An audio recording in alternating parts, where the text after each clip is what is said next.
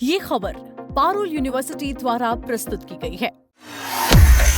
BJP के राष्ट्रीय अध्यक्ष नितिन नवीन के राज्यसभा सदस्य बनने के बाद खाली हुई बांकीपुर विधानसभा सीट पर होने वाला उपचुनाव कोई साधारण चुनाव नहीं होने वाला। भले ही इसके नतीजों से सरकार के बहुमत पर कोई असर नहीं पड़ेगा, लेकिन इसका राजनीतिक संदेश बिहार की राजनीति की दिशा तय कर सकता है। बांकीपुर उपचुनाव में बीजेपी ने कायस्थ कार्ड चल दिया है। इस बार का मुकाबला इसलिए दिलचस्प है क्योंकि अब तक दूसरों के लिए रणनीति तैयार करने वाले जनसुराज के प्रशांत किशोर पीके खुद मैदान में हैं। आज इस वीडियो में हम समझेंगे कि क्यों ये एक सीट तेजस्वी यादव के तिलिस्म और मुख्यमंत्री सम्राट चौधरी की प्रतिष्ठा का सबसे बड़ा टेस्ट बन गई। पीके की एंट्री और आरजेडी की मजबूरी।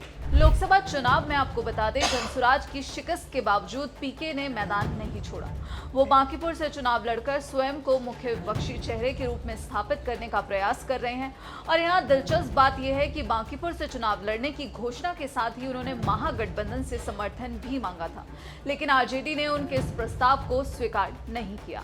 आरजेडी ने भी अपना प्रत्याशी घोषित कर दिया, जबकि कांग्रेस अभी भी वेटिंग मोड में है। अब सवाल यह है कि आरजेडी ने पीके का समर्थन क्यों नहीं किया। जाहिर है, आरजेडी तेजस्वी यादव के समानांतर किसी दूसरे चेहरे को मजबूत होते नहीं देखना चाहता। आरजेडी के एक वरिष्ठ नेता के अनुसार यदि आरजेडी जनसुराज का समर्थन करता तो पीके की राजनीतिक स्वीकार्यता बढ़ जाती और आरजेडी के खुद के वोट बैंक के बिखरने का खतरा रहता। इतिहास की सीख कन्हैया और पप्पू यादव का उदाहरण। तेजस्वी यादव के समानांतर किसी अन्य चेहरे को उभरने से रोकने की ये चाल आरजेडी पहले भी अपनाता रहा है। याद करिए 2019 के लोकसभा चुनाव में बेगूसराय से भारतीय कम्युनिस्ट पार्टी प्रत्याशी कन्हैया कुमार का आरजेडी ने खुलकर विरोध किया था और उनके खिलाफ अपना प्रत्याशी उतारा था। 2024 के लोकसभा चुनाव की बात करें तो पूर्णिया से पप्पू यादव को कांग्रेस का टिकट नहीं लेने दिया गया और बाद में उनके निर्दलीय चुनाव लड़ने पर उन्हें हराने के लिए पूरी ताकत झोंक दी गई थी। अब बांकीपुर में भी विपक्षी ताकत का आकलन वोटों की संख्या से होगा। यदि पीके को आरजेडी से ज्यादा वोट आ गए तो तेजस्वी का तिलिस्म टूट सकता है।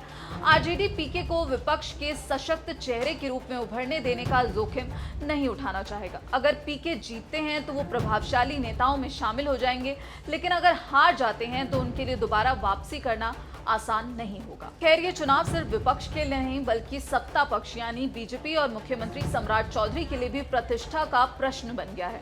बांकीपुर पिछले 3 दशक से बीजेपी का मजबूत गढ़ रहा है। पहले नवीन किशोर और उसके बाद उनके पुत्र नितिन नवीन लगातार यहां से जीत दर्ज करते रहे हैं।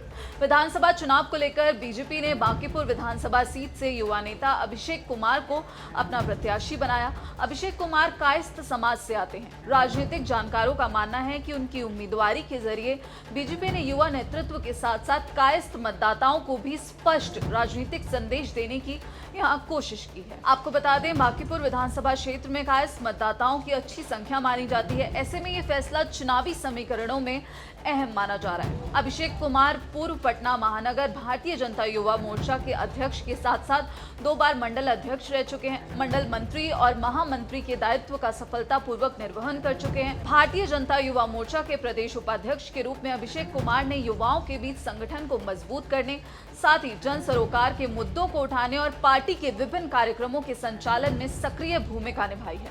संगठनात्मक अनुभव और कार्यकर्ताओं के बीच उनकी सक्रियता को देखते हुए बीजेपी नेतृत्व ने उन्हें चुनावी मैदान में उतारा। पार्टी सूत्रों के अनुसार अभिषेक कुमार बीजेपी के राष्ट्रीय अध्यक्ष नितिन नवीन के करीबी नेताओं में भी गिने जाते हैं। साथ ही संगठन में उनकी सक्रिय भूमिका और नेतृत्व क्षमता को देखते हुए उन्हें महत्वपूर्ण जिम्मेदारी सौंपी गई है। बीजेपी को उम्मीद है कि उनकी युवा छवि और संगठनात्मक पकड़ चुनाव में पार्टी के लिए फायदेमंद साबित होगी। यदि बीजेपी अपने राष्ट्रीय अध्यक्ष की इस परंपरागत सीट को बरकरार रखने में सफल रहती है तो उनके संगठन और नेतृत्व की मजबूती का संदेश जाएगा।